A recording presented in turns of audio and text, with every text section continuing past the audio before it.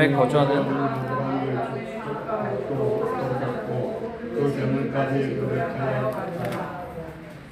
네, 우리 14절. 아브라함이 그의 조카가 사로잡혔음을 듣고 집에서 길리고 훈련된 자 318명을 거느리고 단까지 쫓아가서 다같이 모든 빼앗겼던 재물과 자기의 조카 롯과 그의 재물과 또 부녀와 친척을 다 찾아왔더라.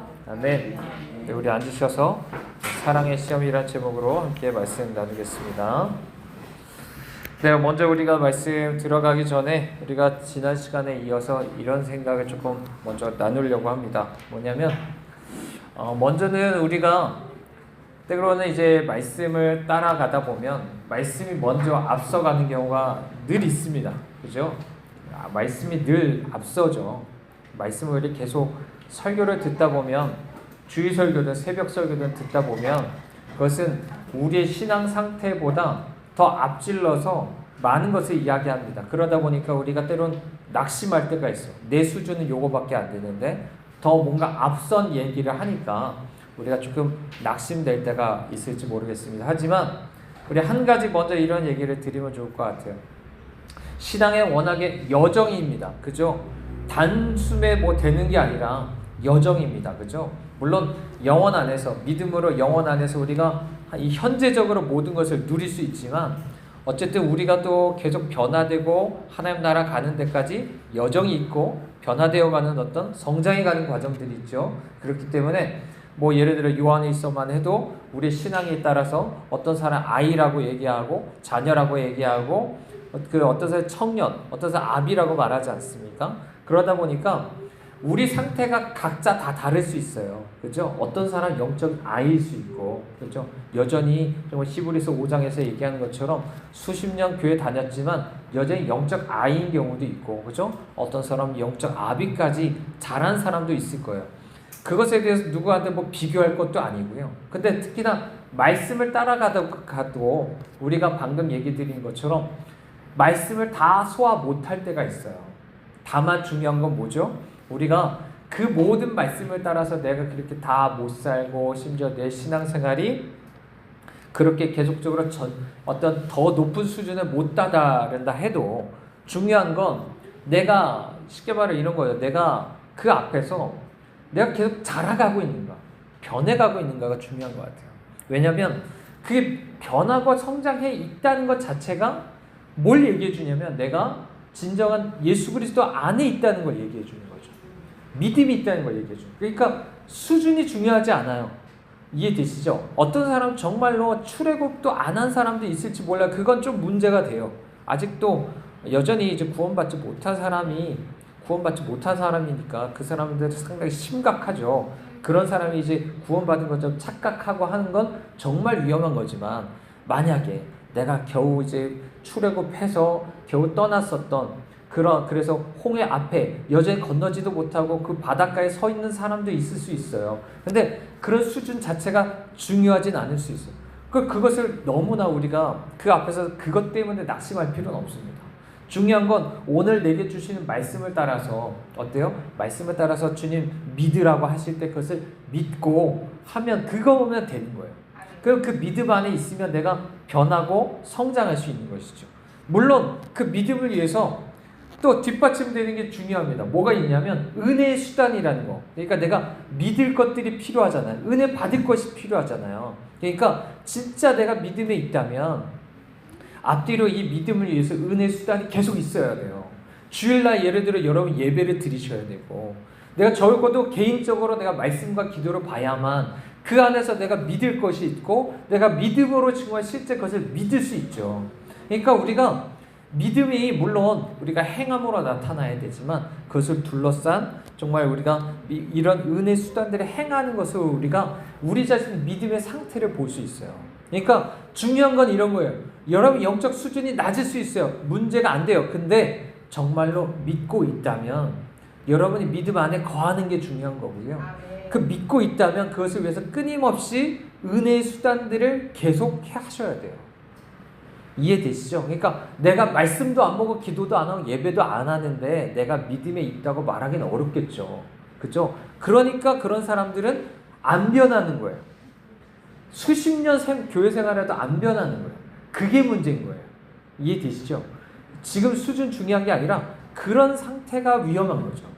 또 한 가지 중요한 건 뭐냐면, 자, 우리가 천천히 지금 어떤 농작물을 키운다고 생각해 봅시다. 이 농작물을 키우는데 뭐 단숨에 자랍니까? 아니잖아요. 그죠? 농부가 인내심을 가지고 키우는 것처럼 이런 것들이 워낙 성장하는 것 자체가 단숨에 되는 게 아니라 점진적으로 됩니다. 근데 또 한 가지 문제는 이게 잘못 자라면 문제인 거예요. 잘못 자라면. 그죠? 이게 천천히 자라는 것도 가기 때문에 어느 정도 단계가 있다 쳐도 더 문제는 처음부터 잘못되게 삐뚤게 자라는 게 문제입니다. 잘못 자는 거. 예를 들어 그렇기 때문에 오늘날 우리가 대부분은 제가 제 자신이 스스로가 이게 지금까지 교회 생활을 해왔고 또 뭐 사역자로서 생활하면서 봐왔던 대부분의 사람들은 그냥 뭐라고 해야 될까요? 성경적인 신앙에서 벗어나는 경우가 되게 많습니다. 정말 거의 다가 그래요. 거의 다 그냥 대부분 종교 생활에 가깝고 기본적으로 종교 생활에 가깝고요. 그 신앙은 현대적인 어떤 신앙의 흐름이라든지 더 멀리 나가면 세상의 흐름 따라서 자기의 신앙생활하는 사람 많고요. 심지어 이단적인 신앙생활하는 사람도 많습니다. 그래서 우리가 뭐 이런 것들 다 나열할 수는 없어요. 다 나열할 수는 없지만 그렇기 때문에 우리에게 중요한 건 뭐냐면 여전히 우리가 이런 것들을 바르게 좀 알아가는 것들이 또 필요해요. 열심히 우리가 배울 필요가 있습니다. 저도 뭐 끊임없이 전부터 계속 이렇게 적어도 한 11년 정도 끊임없이 좀 성경에 대해서 또 성경에 대해서 좀 기독교 역사 전체적으로 그리고 그 안에서 수없이 많은 믿음의 사람들이 어떻게 성경을 봐왔고 그 책들을 읽어왔고 하면서 살펴보면서 진짜 신앙이 무엇인지를 우리가 계속 살펴보는 것이 있었습니다. 그래서 그걸 가지고 성경을 여러분의 설교도 하고 목회도 하려고 하죠. 근데 그게 여러분이 지금껏 신앙생활하는 거랑 너무 달라 보일 수도 있어요. 이해되시죠? 그러니까 두 가지가 문제인 거예요. 성경이 여러분의 신앙 수준에 비해서 너무나 높은 걸 얘기하는 거. 뭐 그거는 괜찮아요. 믿기만 하면 됩니다. 믿기만 하면 주님이 이것이 내 안에서 이루어지게 하세요. 그렇죠? 이해되시죠? 근데 조금 더 문제일 수 있는 건 내가 잘못된 믿음 갖고 사는 게 문제인 거예요. 근데 그게 제가 여러분의 설교하는 게 여러분이 들어본 설교가 아닐 수 있고 교회도 여러분이 겪어본 교회가 아닐 수 있어요. 근데 대부분 어떠냐면 내가 겪어온 걸 고집해요. 내가 그렇게 들어왔던 설교나 이런 그 맞다고 생각하고 내 신념 안에서 내 신념에 맞는 설교를 들으려고 하고 그러다 보니까 때로는 목사님 왜 저런 설교하지? 왜 성경을 왜 저렇게 보지? 이게 볼 때가 있지만 오히려 우리가 조금 성경적인 것들이 무엇인지를 바르게 좀 분별하는 게 필요합니다. 그래서 여러분 뭐 제가 저만 옳다는 건 아니에요. 저만 옳다는 건 아니고 제가 또 다 안다는 것도 아닙니다. 저도 여전히 배울 게 많고 또 하지만 여러분이 조금 바르게 그런 것들을 잡아가시면 좋을 것 같아요. 그죠? 이해되시죠? 그래서 예를 들어 조금 교회 생활 오래 하신 분들은 잘못하면 잘못된 신앙생활을 그만큼 오래 해서 더 멀리 나갈 수도 있어요. 이해되세요? 그러니까 그걸 바로 잡는 게 조금 힘들 수도 있지만 우리의 신앙생활이 또 그렇게 바른 신앙이 될 수 있기를 바랍니다. 이해되시죠? 그래서 잘못된 걸 배운 만큼 잘못된 믿음으로 가지고 있으면 잘못된 행동으로 나가요. 그렇기 때문에 이게 너무나 중요한 부분이고 우리가 조금 힘들더라도 예를 들어 정말 말씀을 계속 부지런히 우리 배워가시면 좋겠습니다. 네, 오늘 우리 14장 1절 말씀부터 우리 16절 말씀 우리 함께 보시는데요. 오늘 1절 말씀을 보면 자 갑자기 어떻게 보면 좀 생뚱맞죠. 1절 2절에 보면 자 시나랑 아므라벨 또 엘라살 왕 아리옥 엘라 왕 그돌라오멜과 고임 왕 디다리 자 4명의 왕이 나오죠. 그리고 자 2절에 보면 소돔 왕 베라 고모랑 자 비르사 왕 아드마 왕 시납과 스보임 왕 자 세메벨과 벨라고 소아랑과 싸웠다라고 얘기합니다. 갑자기 이제 싸웠다라는 이야기를 하죠. 자, 이 얘기는 자, 그 이유가 이제 14절에 나옵니다. 이제 12년 동안 그돌라오멜을 섬기다가 제13년에 배반을 했기 때문인 거예요. 배반을 해서 쉽게 말하면 반란을 일으킨 겁니다. 반란을 일으키니까 그걸 진압하러 온 거예요.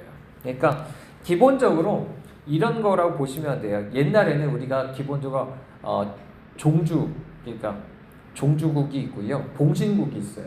이해되시나요? 그러니까 어떻게 보면 우리나라 역사에서 가장 비슷한 게 이제 중국이랑 우리나라 사이, 약간 이렇게 볼 수가 있겠죠. 그래서 우리가 어떤 그 제국, 그 나라에 속한 것은 아닌데 어느 정도 독립은 유지하죠. 근데 뭔가 계속 조공을 바치고 뭐 이런 나라가 돼야 되는 거죠. 그래서 내가 당신 나라에 섬기겠다, 이런 어떤 겁니다. 그러니까 이게 신앙적으로도 들어오는 게 어디서 들어오냐면 언약, 그러니까 예를 들어 출애굽기에 나오는 이제 시내산 언약 같은 게 상당히 그 언약이랑 비슷한 겁니다. 어떤 거냐면 내가 쉽게 말하면 이렇게 하나님만 섬기겠다라는 거죠. 내가 하나님을 나의 주로 내가 섬기겠다고 하는 게 그런 언약이에요. 이해되시나요? 여기까지? 이해되시죠? 근데 그 언약이, 자, 이 사람들 사이에도 언약이 있는 거예요. 언약이 있어서, 자, 이 5 왕들이 4명의 왕들을 내가 섬긴다고 했다가 반란을 일으키니까 그걸 진압하러 오는 거예요. 그게 예를 들어 언약에서 무엇으로 나타나냐면, 예를 들어 이런 겁니다. 너는 봉신국이니까 너는 나를 섬기기 위해서 이런 저런 것들을 너네가 할 의무가 있어 라고 하는 게 보통 신해산 언약에서 그게 계명으로 나타나는 거고요. 만약에 너가 나를 더 이상 섬기지 않고 반란을 일으켰어? 그러면 내가 너에 대해서 저주 내릴 거야. 이런 게 신해산에 나오는 이야기인 거죠. 그게 신명기에서 다시 한번 반복되는 건데, 여기서도 그런 어떤 틀 안에서, 자, 이 사람들이 반란을 일으켰기 때문에 그걸 진압하고 하려고 하는 어떤 모습들을 우리에게 보여주고 있는 것입니다. 자, 사실 오늘날도 사실 전쟁이 계속 일어나고 있죠. 그죠? 이때 성경에서 처음으로 전쟁이 등장하는데요. 뭐 사실 세상에서 일어나고 있는 전쟁, 뭐 우리 사이에서 일어나는 수없이 많은 싸움, 이런 것들을 쉽게 말하면 우리에게 보여줍니다. 자, 그 싸움의 본질이 뭐죠? 결국에 계속되는, 다니엘서에서도 계속 나타나는 수없이 많은 제국들도 마찬가지죠. 강한 자가 이기게 돼 있어요. 강한 자가 이기게 돼 있고, 이긴 사람을 섬기게 돼 있어요. 그리고 섬기다 반란을 일으키면 그 사람을 제압하려고 하고, 그죠? 또 이 사이에는 동맹이 있고, 동맹을 맺어 서로가 또 싸우려고 하고, 이런 것들을 끊임없이 봅니다. 이게 오늘날 우리 역사에서 보는 거랑 똑같은 거예요. 그렇지 않아요? 우리 뉴스에서 보는 것들 다 똑같이 이런 일들이 일어나고 있는 것이 있습니다. 자, 근데 심각한 건 뭐냐면, 자, 이것을 조금 더 우리가 영적인 눈으로 바라볼 필요가 있습니다. 영적인 눈으로도 이걸 바라봐야 되는데, 자, 이 안에 그돌라오멜과 이 4명의 왕들을 누가 섬겼죠? 이 소돔과 고모라 이쪽, 그러니까 이쪽에 있는 땅에 있는 왕들이 섬겼어요. 근데 소돔 왕은 그 아래 소돔 왕을 섬기는 사람이 있어요. 누가 있을까요? 우리 13장, 14장에서 계속 봤었던 인물 누가 있어요? 롯이죠, 롯. 네, 롯이. 그러니까 13장 12절에 보면, 자, 소돔까지 이르렀다라고 얘기하지 않습니까? 그러니까, 그죠? 자, 그래 이 사람이 쉽게 말하면 소돔의 시민인 거예요. 시민. 그러니까 왕 앞에 내가 시민으로 사는 거잖아요. 이해되시죠? 그러니까 이 4왕을 5 왕이 섬기고 롯이 이 5 왕을 섬기는 것입니다. 그러면 근본적으로 보면 직접적인 건 아니죠. 롯은 누구를 섬기는 거예요? 이 4왕을 섬기고 있는 것이고, 그 앞에 똑같이 이 소돔 왕의 모든 운명을 맞이해야 될 수밖에 없는 상황들인 겁니다. 자, 근데 문제는, 자, 이 4왕이 어디 출신일까? 아까 1절에서 얘기한 것 시날.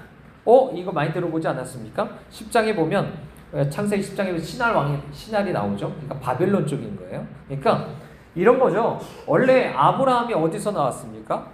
바벨론 갈대아 우르에서 나왔잖아요. 그러니까 그때 본토 친척 아비 집을 떠나서 여기까지 왔습니다. 근데 이렇게 볼 수 있는 거죠. 롯을, 쉽게 말하면 롯을 되찾아 가려고 지금 온 거라고 볼 수가 있는 거예요. 이해되세요? 그러니까 롯은 사실상 아브라함을 따라 나섰지 아직도 하나님의 부르심 앞에서 내가 본토 친척 아비 집을 떠난 적이 없어요. 하나님의 부르심 따라 그런 적이 없어요. 또 이집트에서 함께 돌아갔다가도 회개해서 돌아온 적이 없어요. 여전히 마음은 애굽에 있는 사람이죠. 그런데 그런 사람에게 마치 예전에 파라오가 출애굽하는 이스라엘 백성들 되찾아오려고 한 것처럼 지금 롯을, 지금 너는 나의 포로야, 너는 나의 노예야 라고 하면서 다시 되찾아오려고 하는 그 전쟁이라고도 볼 수 있는 거예요. 이해되세요? 자, 그렇기 때문에, 자, 나중에 나오는 건 뭐냐면 아브라함이 이 소식을 듣고서 되찾아오려고 하는 또 다른 싸움이 있는 거예요. 이런 걸 뭐라고 말할까요? 이걸 영적 전쟁이라고 말하는 거예요. 영적 전쟁. 근데 자, 이 전쟁에 대해서는 약간 더 이따가 다시 한번 조금 더 이야기하게 될 텐데, 자, 그러면 첫 번째 이 전쟁은 이렇게 생각해 봅시다. 이 전쟁은 아브라함한테 영향을 끼칠까요? 안 끼칠까요? 끼치지 않습니다. 이 세상에서 지금 전쟁이 일어나잖아요. 이 전쟁이 그냥 일어나는 게 아닙니다. 롯이 왜 그렇게 전쟁에 휘말렸을까요? 휘말려서 내가 포로로 끌려갔어요. 모든 걸 잃어버렸어요. 그냥 그것이 일어나는 게 아닙니다. 영적 전쟁으로만 보기도 했지만 영적 전쟁에서 이것이 자기가 포로로 끌려가기도 하는 것이죠. 근데 그냥 일어나는 게 아니에요. 그죠? 이 일은 왜 그렇습니까? 이미 아브라함을 떠났기 때문에 그래요. 아브라함을 떠나서 분리되어 가지고 그 안에 가나안 땅을 내가 떠났기 때문에 저 아래 소돔과 고모라 땅에 살기 때문에, 그렇기 때문에 이 사람이 그런 일들을 당하게 되는 거예요. 이해됐어요? 그래서 우리가 볼 때 아브라함은요, 그런 일들에 전혀 개의치 않습니다. 전쟁의 영향을 받지 않아요. 전쟁의 영향을 받지 않습니다. 왜? 이것은 쉽게 말하면 하늘에, 우리 가나안 땅이 뭐라고 했죠? 하나님 불러주신 하늘입니다. 그리고 무엇보다 먼저 예수 그리스도죠. 그 안에 있는 자는 세상에서 어떤 일들을 당하든, 그죠? 그것이 그 안에서 고요하다는 걸 얘기하는 거예요. 그죠? 그리고 나서 내 안에 지금 이야기하는 것처럼 이런 어떤 롯이 당하는 것 같은 저주 같은 게 있을까요? 이건 어떻게 보면 하나님이 주신 저주와 같은 거예요. 하나님을 배신했기 때문에. 하나님을 배신했기 때문에 당한 어떤 저주라고도 볼 수가 있거든요. 그런 일을 아브라함이 당할까요? 그런 거 없습니다. 근데 저기 땅에 속한 신자들이 있어요. 롯 같은 사람들이 있어요. 그런 사람들은 어떻게 될까요? 그런 사람들은 말 그대로 이 땅에 지난번에 기근이 있었죠. 이 땅에 기근이 있었죠. 이제 또 전쟁이 났습니다. 이 땅 안에 계속 역사에 반복되는 일들이에요, 이런 게. 근데 그럴 때마다 이런 롯 같은 사람들은 어때요? 맨날 휩쓸려 다니는 거예요. 기근이 있대. 그러면 애국으로 피해야지. 전쟁이 있대. 그럼 때로 포로로 끌려가요. 맨날 뉴스에서 나오는 전쟁과 기근, 우리 삶에서 일어나는 이런 기근과 전쟁으로 인해 맨날 피폐하고 그 안에서 저주를 당해서 맨날 어려움 당하는 사람들이 있을 수 있다는 것을 우리에게 얘기를 하고 있는 것입니다. 자, 그래서 우리는 먼저는 이런 생각을 해봐야 돼요. 자, 먼저 우리가 신자와 교회에는 이 두 가지 종류가 있다는 것을 생각을 해봐야 되는 거예요. 자, 어떤 사람이요? 아브라함 같은 사람이 있고 롯 같은 신자, 롯 같은 교회가 있는 거예요. 근데 이게 같이 있을 때는 몰라요. 롯이랑 아브라함이 같이 있을 때 몰라요. 왜? 그냥 그 안에 있으니까 롯도 그냥 아브라함과 같이 그런 신앙생활을 하는 줄 알았죠. 그런 교회인 줄 알았어요. 근데 분리되고 나니까 보이는 거예요. 분리될 때, 그렇게 싸울 때 막 보니까 롯은 전혀 다른 사람인 거예요. 이해되시죠? 그래서 우리도요, 여러분 보셔야 됩니다. 때로는 우리가 물론 싸움이나 이런 거 교회 안에 있으면 절대 안 됩니다. 있어서는 안 되지만 만약에 교회 안에서 누군가가 나갔어요. 분열되어서 나갔습니다. 그죠? 그게 아브라함 같은 사람이 나갈 수도 있겠죠. 반대로. 아니면 롯 같은 사람이 나갈 수도 있는데, 그런 나가는 것을 통해서 보면 분리되고 분열되는 것을 보면 싸움으로 인한 분열은 안 좋죠. 하지만 분리는 필요할 수도 있어요. 근데 그런 분리를 통해서 우리는 보게 되는 거죠. 우리 안에 두 가지 신자와 교회가 있구나. 그래서 여러분이 먼저 우리 자신을 조금 돌아볼 필요가 있습니다. 어떤 사람인지를 내가 봐야 되는 거예요. 지난번에 얘기한 것처럼 롯이, 물론 베드로가 얘기하는 것처럼 의인이라고 말하는 것들이 이제 분명 그 나중에는 나옵니다. 그죠? 하지만 여기서 보면 정말로 이 사람은 어떤 의인인가, 신자긴 신자지만 어떤 신자인가를 조금 보는 것들이 필요하죠. 그래서 다시 한번 얘기합니다. 자, 정리를 해볼게요. 롯은 어떤 사람이죠? 아까 얘기한 것처럼 하나님이 부르셨지만, 아브라함은 부르셨지만 롯은 그것에 대해서 내가 기꺼이 본토 친척 아비 집을 다 버리고 그걸 뒤에 남겨두고 난 하나님을 따라 나선 적이 없어요. 그냥 육신적으로 누구 가족 따라서 교회에 나온 사람인 거예요. 이해되시죠? 게다가 애굽에 대해서 여전히 이 사람이 내가 육신적인 것이 강해서 이 기근 앞에서 어떻게 살아남으려고 하는 거예요? 돈이 필요하다고 쉽게 말하면 생각하는 거예요. 물질이 필요하다. 물질이 필요하다. 근데 그 물질이 어디서 구하냐? 애굽이랑 비슷하게 요단이나 저쪽 가면 이런 물질을 내가 더 지킬 수 있고 더 많이 벌 수 있다고 생각하는 겁니다. 그러니까 여전히 이 사람은 어때요? 애굽에서 여전히 그런 마음을 쫓아서 그런 걸 쫓아다닌 사람이에요. 돈 하면서 물질적인 걸 추구하는 사람입니다. 그리고 게다가 더 심각한 건 뭐죠? 이 사람이 아주 기본적으로 그 안에 죄가 있는 사람인 거예요. 지난번에 얘기한 것처럼 이 사람이 자 10절에 보면 뭐라고 했죠? 13장 10절에 눈을 들어서 바라본 즉 하면서 그걸 택하지 않습니까? 그 얘기는 이런 거예요. 아담이 지었던 죄랑 똑같이 내 안에 뭐가 있는 거예요? 원래 아담 안에 근본적인 죄의 처음 시작은 뭔지 아십니까? 내가 보기에 내 판단을 믿고 사는 거예요. 내 판단을 보고서 지금 내가 보니까 이런 거 같은데 내가 보니까 지금 내 안에 욕심이 있죠. 그죠? 아까 얘기한 돈에 대한 욕심이 있어요. 이 기근에서 내가 빠져나서 물질적인 풍요로움을 누리고 싶어. 근데 내가 봤을 때 이 모든 문제를 해결하고 저기 가면 뭐가 잘 될 것 같아. 그 빠른 사람들 있잖아요. 계산, 판단, 빠른 사람들처럼 그런 것 자체는 사실은 그것 자체가 죄의 시작이에요. 죄의 시작이에요. 우리가 사실 진정으로 내가 예수님 믿고 산다면 어떻게 해야 돼요? 주님의 판단을 구하고 살아가는 사람이에요. 말씀한 대로 판단을 구하고 살아가야 돼요.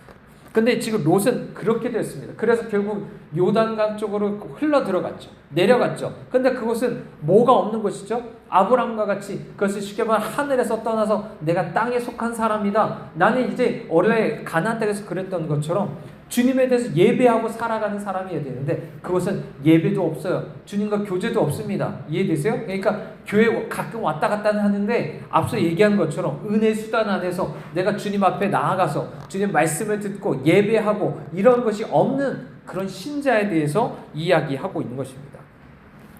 대부분의 사람들이 이런 롯처럼 살아가는 거예요. 대부분의 롯처럼. 그러다가 그때 얘기한 것처럼 소돔에서 정말 겨우 소돔의 불과 유황이 떨어져서 멸망당할 그때 겨우 예수 그리스도의 저 의와 중보 안에서 겨우 건짐받는 사람이라고 얘기를 할 수가 있는 거죠. 자, 그래서 우리는 이 롯 같은 사람이 되지 말아야 됩니다. 이런 사람들이 먼저 이런 사람들이 아까 얘기한 처럼 이 세상에는 끊임없이 역사가 흘러가면서 시간이 흘러가면서 이런 일들 끊임없이 일어납니다. 그렇죠? 우리나라도 보면 엄청난 어떻게 우리나라 이렇게 변하지? 이런 것들 볼 수 있을까? 얼마나 위험하지? 고비 이런 것들이 있을 텐데 그런 것들마다 이 롯 같은 사람들 맨날 흔들리는 거예요. 왜? 땅에 속해 있으니까. 이 땅에서 일어난 일마다 나에게 영향을 주는 거예요. 그것 때문에 맨날 괴로운 사람인 것입니다. 그러다가 어때요? 그러니까 이런 사람들은 아브라함과 같이 평안, 진짜 예수 그리스도 안에서 주시는 평안이 없어요. 왜요? 그 평안은 하늘에 거하는 사람만 누리는 거예요. 이 땅에 무슨 일이 있어도 그것이 함부로 하늘에 있는 사람을 함부로 그것에 영향을 줄 수가 없으니까 위에 있는 사람은 진정한 어떤 평화를 누리고 살아갑니다. 그러니까 이 땅 안에서 살아가는 것에 대해 관심 없다는 게 아니에요. 이해되시죠? 관심 없다는 게 아닙니다. 물론 일어날 수 있어요. 근데 그것이 오히려 어때요? 아브라함은 나중에 보겠지만 오히려 그 땅에서 일어나는 일들을 오히려 변화시키는 사람으로 나중에 등장을 하는 거예요. 그것에 대해서 영향을 받으면서 이런 전쟁이 일어나고 기근이 일어나면 어떻게, 그리고 스스로 어떤 판단하면서 어떻게 내가 이걸 해결하고 어떻게 내가 살아남지, 이런 게 롯 같은 사람이거든요. 아브라함은 전혀 그런 모습이 아니었다라는 것을 우리가 이야기합니다. 게다가 우리가 이야기하는 건 또 롯은 이런 사람이었죠. 지금 아까 얘기한 것처럼 이 사람이 뭐 때문에 찾아갔죠? 이 사람을 소돔으로 옮긴 이유는 단 한 가지입니다. 자기의 어떤 부를 위해서요. 우리 한 가지 오해하지 말아야 될 것 중에 하나는 예수님 안에 있으면 그러면 하는 부나 권력을 하나님 주시는 것이 없을까요? 아닙니다. 중요한 건 주님 안에서 주님이 허락하신 부와 권력을 내가 누리는 게 중요한 거지. 롯 같은 사람이 이미 뭐예요? 주님을 떠나서 내가 스스로 부와 권력을 추구하는 사람들인 거예요. 한 번도 그것에 대해 십자가에서 넘기지 못했고 여전히 그거 붙잡고서 오히려 신앙생활에 그걸 이용해가지고 내가 교회 다니면서 하나님 날 위해서 이렇게 돈 주세요, 뭐 주세요, 이렇게 하려고 하는 신앙생활을 하는 사람들의 모습일 수 있는 거죠. 근데 이런 사람들은 어떻게 됐다는 겁니까? 아까 얘기한 것처럼 이 사람들은 결국에 12절에 보면 이런 얘기하죠. 소돔에 거주한 아브라함 조카 롯도 사로잡혀가고 그 재물까지 노력하여 갔더라 라고 얘기합니다. 이런 얘기인 거예요. 내가 잘 살아보려고 저기 소돔 간 거예요. 쉽게 말하면. 근데 그 잘 살아가려고 지키려고 더 많이 벌려고 했던 그 부를 다 뺏겼다라고 이야기하고 있는 것이에요. 그 안에는 아무런 도움이 안 됩니다. 소돔왕, 내가 그래도 믿고 그 안에 내가 거하려고 해서 소돔왕이 도움이 됩니까? 소돔왕도 아무것도 아니에요. 그렇죠? 그돌라오멜과 그 연합군이 왔을 때는 아무것도 아니에요. 약해요. 하나님 그렇게 이 사람에게 하나님께서 심판하시고자 할 때 아무것도 도와주지 못합니다. 그죠? 이런 얘기들은 수차례 우리 이스라엘의 역사 안에서 볼 수가 있는 거예요. 그렇잖아요? 그러니까 이스라엘 백성들이 왜 아수르에 의해서 망합니까? 바벨론에 의해서 망합니까? 그리고 포로로 잡혀가잖아요. 그런 모습들이 똑같이 보여주는 거예요. 수없이 많은 사람들은 구약에 머물러요. 종교적인 것에 머물러요. 롯과 같이 이스라엘과 같이 이렇게 살아가는 모습들을 보여줍니다. 나는 내가 추구했었던 그런 부여는 다 뺏기고요. 여전히 포로로 잡혀가는 모습들을 우리에게 보여주고 있는 것이죠. 그래서 우리가 이런 두 가지의 사람들이 있다는 것을 우리가 보여줍니다. 자, 그렇기 때문에 먼저 우리는 이걸 보셔야 돼요. 나는 어떤 신앙인인가, 어떤 신앙인가를 분명히 우리 보셔야 됩니다. 이해되시죠? 이거를 아까 얘기한 것처럼 분명히 내 상태에 대해서 진단이 필요해요. 그것이 좀 부담될 수는 있어요. 물론 그렇지만 분명한 진단이 필요한 겁니다.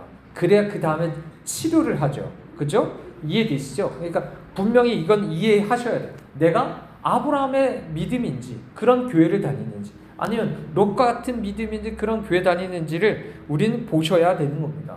근데 감사한 건 뭐냐면 자, 롯이 여기서 이렇다고 해서 끝나는 게 아니라는 거죠.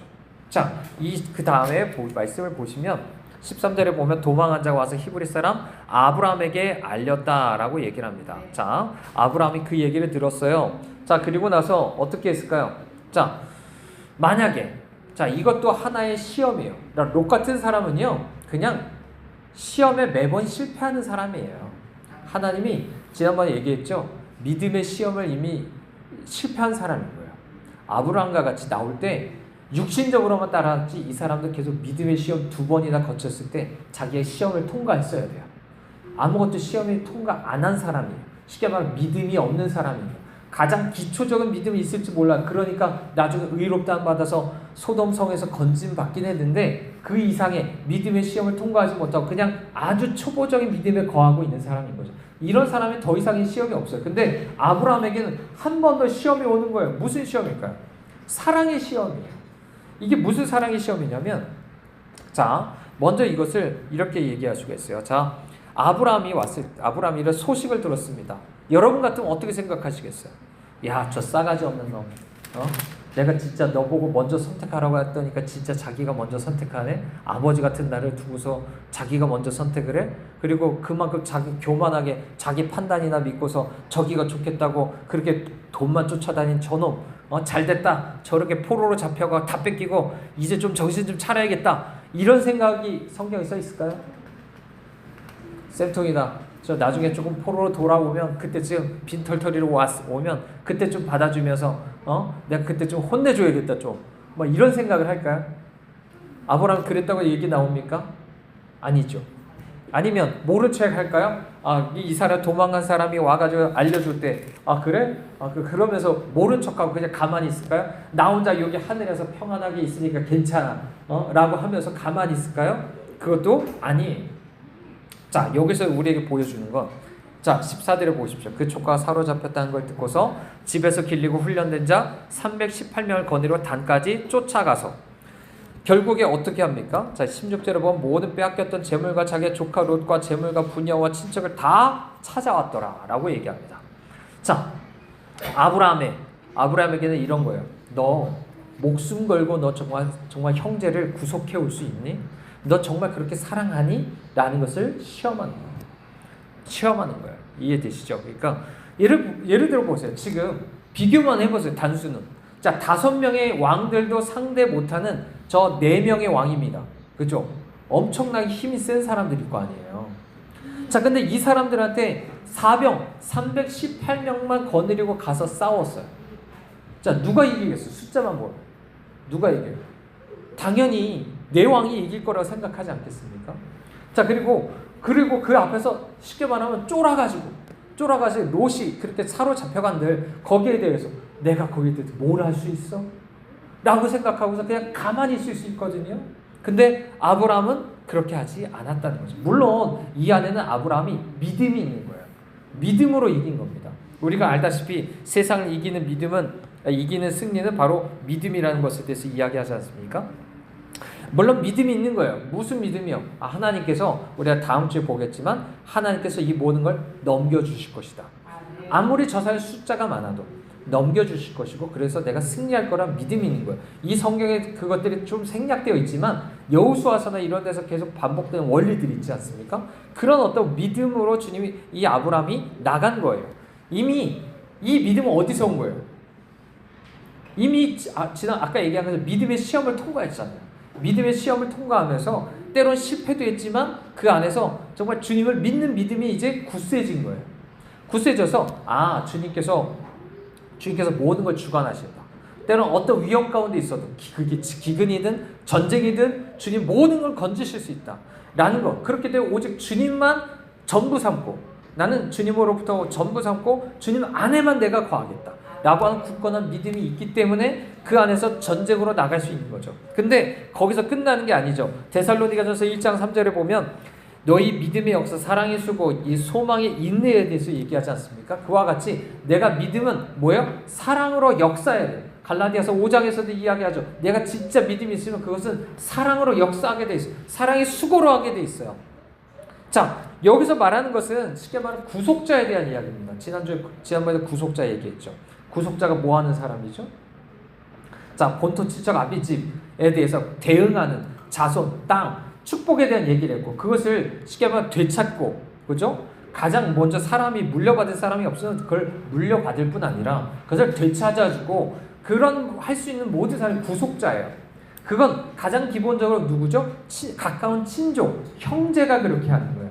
지금 이 아브라함은 그렇게 하고 있는 거예요. 이 조카, 아들이란 뜻입니다. 나의 아들, 실제 아들은 아니죠. 아들은 나의 아들, 형제인 이 사람이 지금 그렇게 잡혀갔기 때문에 그것을 다 되찾아오고 있는 거예요. 죽을 수밖에 없지만 정말 위험하지만 믿음으로 그 사랑에 수고를 하고 있는 거예요. 그죠? 믿음에서 더 나아가서 실제 그 사람을 위해서 사랑하기 위해서 그렇게 구속하는 모습을 보여주고 있는 거예요. 자, 이것이 아브라함에게 보여주고 있는 모습이다라는 것을 우리에게 하고 있는 거예요. 자, 여기서 우리가 한 가지 주의해야 될 것 중에 하나는 이런 거예요. 아브라함이 판단하지 않았습니다. 어떤 사람은 선악간에 판단을 해요. 판단을 하면서 너는 정말 롯 같은 신자야. 너는 진짜 종교적이고 너는 그렇게 세상에서 고난당해도 싸라고 그냥 판단만 하고 정죄만 하고 그렇게 있는 게 아니라 정말 은혜 안에서, 그죠? 생명 안에서 사랑으로 그 사람에 서 수고하는 모습을 우리에게 보여주고 있다는 거죠. 이게 사실은 그렇기 때문에 다시 한번 말씀드리자, 아브라함에게 있어서 하나의 시험인 거예요. 너 정말 사랑하니? 이웃을 정말 그렇게 사랑하겠니? 이웃을 그렇게 사랑하겠니? 물론 여기서 얘기하는 건 여기서 육신적인 가족 얘기하는 게 아닙니다. 이해되시죠? 비록 이 사람이 아까 얘기한 것처럼 비록 이 사람이 정말 육신적이에요. 여전히 세상에 포로처럼 끌려다닙니다. 세상에 그렇게 포로로 끌려다니는 사람이에요. 그죠? 근데 정말 어떤 것도 겉으로 보기에는 아무런 경건의 행위도 없어 보여요. 정말 누가 봐서는 정말 정죄하고 싶으면 정죄할 만한 사람이에요. 근데 그런 사람에 대해서 판단하는 게 아니라 나의 형제로서 여전히 그래도 믿기 때문에 그래서 적어도 의롭다 안 받고 적어도 지옥은 안 가는, 그렇기 때문에 형제라고 말할 수 있는 그 사람을 구하러 간 거예요. 그 사람이 대단히 잘 믿어서가 아니에요. 그 사람이 대단하게 정말 아브라함과 같이 엄청나게 정말 늘 하늘에 거하면서 정말 하나님 나라를 누리며 그렇게 살아가기 때문에, 그렇기 때문에 나의 형제라고 받아주고 그래서 난 저 사람을 위해서 이렇게 하겠다라고 말하는 게 아니에요. 그죠? 오직 때론 그 사람이 연약해요. 어쩌면 우리 신약에 나온 고린도 교회처럼 아주 형편없는 세상 사람보다 더 못한 모습을 보여줄 수 있어요. 근데 자, 예수님 고린도 교회한테도 뭐라고 얘기합니까? 그럼에도 불구하고 교회라고 부르죠. 그죠? 그리고 그런 교회를 위해서 주님이 구속하셨고 자기 피값 주고서 사신 것처럼, 자, 그런 것들이 진짜 내 안에 사랑이 있는가라는 것을 우리에게 물어보고 있는 겁니다. 그렇다면 우리는 먼저 이것을 이렇게 생각해 보셔야 돼요. 여기서 나오는 아브라함은 먼저 누구일까요? 예수님이에요. 예수님이 먼저 나 같은 사람을 그렇게 구속해 주셨어요. 이해되시죠? 예수님이 먼저 십자가에서 그런 나를 구속해 주셨어요. 매일 우리는 여전히 세상에서, 나중에 이스라엘 백성도 마찬가지 아닙니까? 이스라엘 백성도 결국에 출애굽했지만 맨날 애굽으로 돌아가려고 해요. 아직 그 마음이, 몸만 나왔지 마음은 여전히 이집트에 있거든요. 그래서 실제 만약에 바로가 홍해에서 만약에 그렇게 진멸되지 않았다면 바로한테 다 끌려갔을 거예요. 물론 나중에 가나안 땅에서도 여전히 그렇게 포로된 모습, 결국에는 그런 사람들을 따라 살기 때문에 결국 바벨론에서 포로로 끌려가는 것들이 있습니다. 하지만 주님이 그런 사람들을 위해서도 어떻게 하신 거죠? 그런 사람들을 위해서도 주님 찾아오세요. 우리 계속 이번에 선지서 보잖아요. 선지서 우리 미가서 우리 함께 봤었죠. 일주일 동안 미가서 봤는데 미가서 얘기가 뭐예요? 결국 우리가 죄 때문에 심판받아요. 포로로 끌려갔습니다. 근데 그걸로 안 끝나요. 그죠? 어떻게 됩니까? 주님이 회복시킬 거다. 돌아오게 할 거다. 그게 구속이거든요. 그 얘기를 우리는 성경에서 계속 보고 있는 거예요. 예수님이 하나님께서 예수님을 통해서 우리를 구속하신다. 내가 잘나서인가요? 내가 의로워서인가요? 경건해서인가요? 아니에요. 이미 내가 포로로 끌려갔다는 건 내가 죄인이어서 심판받았다는 거잖아요. 내가 하나님 앞에 내세울 아무것도 없는 사람인 거예요. 근데 주님이 나를 그렇게 구속하셨어요. 어디서요? 십자가에서 이미 그걸 다 구속하신 겁니다. 다만 우리가 아브라함 같은 사람의 신앙은 이렇게 봐야 되는 거예요. 내 안에 계신 주님이 사시기 때문에 거기에 대해서 내가 믿음으로 이렇게 살아내지는 거예요. 내가 율법으로 내가 스스로 이렇게 지금까지 설교했으니까 내가 스스로 그래 내가 사랑의 시험을 통과해서 나도 아브라함처럼 살아야지가 아니라 내 안에 계신 주님이 이미 그런 주님이세요. 그렇게 사시기 때문에, 믿기 때문에 내가 이렇게 사는 것입니다. 그런 것들을 우리가 고백할 수 있어야 돼요. 자, 우리 말씀을 우리가 정리하고자 합니다. 자, 우리 안에는요 결코 이런 시련은 있으면 안 돼요. 우리가 아브라함한테 얘기한 것처럼 믿음의 시험은 있을 수 있습니다. 하나님 우리 믿음을 시험해서 믿음을 배우게 하세요. 그죠? 그리고 우리가 요셉 같은 때로 박해도 있을 수 있어요. 믿으면 박해가 와요. 근데 롯과 같은 저주는 있으면 안 됩니다. 세상에 포로로 끌려가서 그 안에 똑같이 저주당하고 모든 걸 뺏기고 이런 모습들이 돼서는 안 돼요. 이해되시죠? 그래야 그 안에서 우리가 정말 생각해야 될 것은 이미 주님이 나를 위해서 구속하신 건 있어요. 근데 이게 내게 적용이 되려면 뭐 어떻게 해야 돼요? 내가 믿어야만 구속이 되는 거고요. 그리고 내 안에서 정말 구속을 행하시는 주님을 믿어야만 나도 아브라함처럼 누군가를 또 구속할 수 있는 거예요. 오늘날 영적 전쟁이요.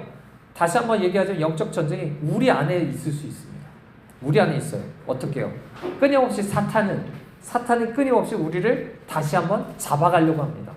잡아가려고 그래요. 나는 원래 예수 그리스도의 십자가를 믿는 마음에서 세례라는 게 뭐죠? 이미 주님과 함께 죽고 살았다는 거잖아요. 그래서 더 이상 사탄이 나에 대해서 더 이상 나에게 어떤 영향을 끼칠 수 있는 것이 아니면 더 이상 나의 주인이 아니에요. 죄도 그렇습니다. 그죠? 오직 예수님만 그런 것이잖아요. 근데 이상하게 내가 때로 잘못된 어떤 불신 안에 거하면서 똑같이 사탄은 나에게 여러 가지 유혹 안에서 나를 계속 끌고 가려고 한단 말이죠. 근데 예수님은 그 안에서 나를 다시 되찾아오시려고 해요. 이런 영적 전쟁이 있어요. 그리고 그 안에서 승리하는 것은 뭐죠? 믿음이에요. 말씀 안에서 믿어야 되는 거예요. 자, 전쟁이 이것만입니까? 형제들을 위해서 싸워야 될 것도 있는 거예요. 자, 가끔은요, 이런 사람들 보면요, 이런 사람들이 이미 영적으로 눈이 멀어 있으면 이럴 수도 있어요. 나 내버려둬요. 나 내버려둬. 그냥 난 지옥만 피하면 되고 이 세상에서 내가 원하는 대로 막 이렇게 저렇게 살다가 근데 탕자와 비슷하죠. 그죠? 세상을 나가서 내가 여러 가지 추구하는 여러 이런 거 쫓다가 때문에 다 잊어버리고 막 그렇게 하면서 방황하는 사람이에요. 그런 사람들은 똑같이 얘기할 수 있어요. 나를 구원하려고 할 때 막 오히려 잔소리처럼 들을 수 있죠. 나 내버려둬. 무슨 말씀을 나한테 설교하는 거야? 라고 할 수 있어요. 하지만 정말로 내가 그 사람을 사랑한다면 정말 주님께서 구속하신 것처럼, 그죠? 그 사람을 구속하기 위한 싸움을 해야 돼요. 그죠? 자, 그것이 주님께서 우리 안에 생명 안에서 주님이 내 안에 행하시면서 다시 한번 믿음으로 동참하게 하시는 전쟁이다라고 말할 수 있습니다. 더 넓게 생각해 볼까요? 더 넓게 생각해 보면 이 세상에는 구속할 사람이 너무나 많습니다. 그렇죠? 구속해 올 사람이 너무나 많아요. 물론 구속 이전에 이미 포로된 사람들이 너무나 많습니다. 기본적으로 이 세상이 그렇잖아요. 본래 다 하나님의 것입니다. 그죠? 다 하나님의 것인데 사탄이 빼앗아간 거죠. 죄로 인해서 사람들이 다 빼앗아갔잖아요. 이 사람들 되찾아오는 것이 영적 전쟁인 거예요. 근데 어떻게 찾아와요? 예수 그리스도께서 이미 구속하셨고요. 그죠? 우리가 믿음으로 그들에게 말씀을 전함 속에서 그들을 다시 한번 되찾아오는 역사가 필요해요. 이런 어떤 영적 전쟁 안에 하나님께서 동참하시도록 주님께서 우리를 불러주십니다. 그것을 위해서는 아브라함 같은 믿음의 사람이 먼저 되셔야 돼요. 아브라함 같은 믿음의 사람이어야만 내가 누군가를 구속할 수 있는 거지. 롯 같은 사람이 내가 누구 구속하겠다?